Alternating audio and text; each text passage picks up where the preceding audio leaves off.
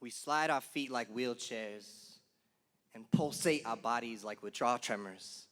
Other dancers ask me, "Yo, Kino, why do you like krump? It just looks so violent." And I say, nah, krumping is not about dishing out violence. It is about reclaiming what is rightfully yours. You see, I move my legs like wheelchairs because I bet my Uncle Tater would have been a great dancer. I pulsate my body like a withdrawal tremor so my Theo Valo can have a good night's sleep for once. The only time I'm ever able to shoulder the weight of my family's history on my back is when I am light on my feet, y'all.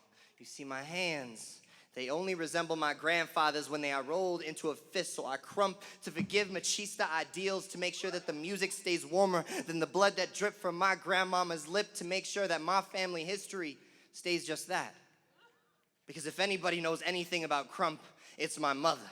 You see, krump is the feeling she had in her stomach as a child, watching her father wail on his own wife like a djembe, as if he ever had anything worth communicating. We dance to be louder than those who try to silence us, but you cannot muffle soul. We pound our chests like animals because the inner city caged us. We flaunt our arms like antlers and call it getting buck. We dance for the children who never had a shooting star to wish on, so instead they took a gun to class.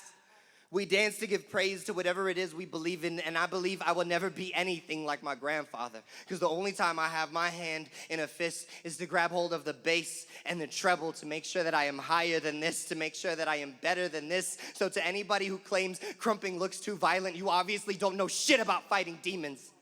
So tell the DJ to drop the beat, like a 34-year sentence for domestic violence, and I'll be more than happy to show you the poetry of my last name.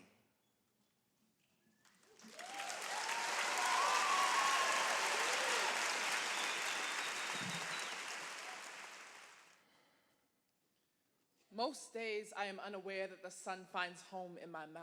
A redwood in my spine. The eye of a hurricane in my gaze. I am an imposter. Or at least I feel like one. My fear has already written my story.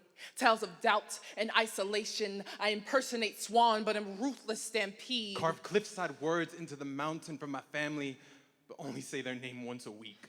My title as a sun crumbling in my hand. We are taught never to think too highly of ourselves, so we muzzle our esteem. I know doubt is a dam that stifles my pulse flow. I am timid-tongued and crucified self-esteem. With barriers for friends. The mountain I built up so no one can find me is where I lost myself. It's instinctual to distance myself from my triumphs. I feel silly worrying over small ripples instead of the waterfalls I carved into mountains. I've walked off stage more focused on one dropped line than my own victory over my stage fright or the courage to share a piece of spirit. They tell me I'm strong, that I say the words they cannot.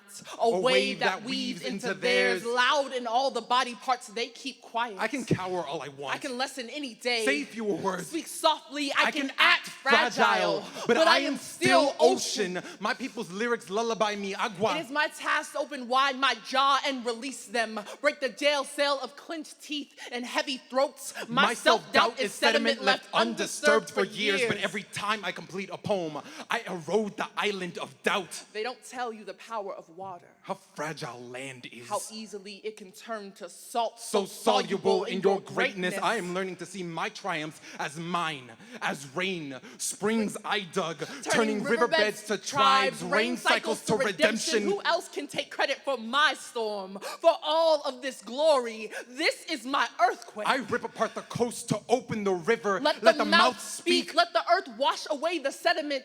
No more wondering if I am deserving, if breathing is luxury. I am broken open, full typhoon, greatness.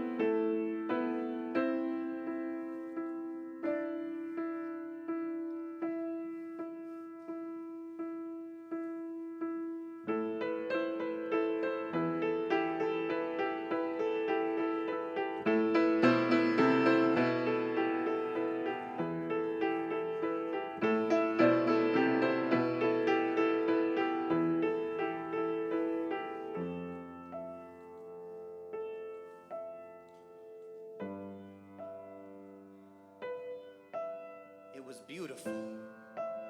Like flames chasseing in the sky. I couldn't tell when one began and the other ended. They call it murmuration, but it's meditation. A group so in tune with each other, they share the same struggle. Spilling over each other like paint, they colored the stage night black. It was like watching the maestro's hand. I can still remember it.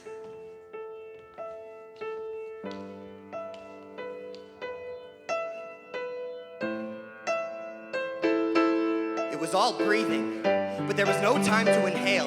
Organized mayhem, a never-ending swirl of limb and body. They were all feelings and feathers, a collective dancer moving to the rhythm, bellowing from between their rib cages and fingers. Less steps, more mudslide, an unstoppable force as graceful as an ocean, moving to the only drum they can never take from us. We were a moment, a people, a movement.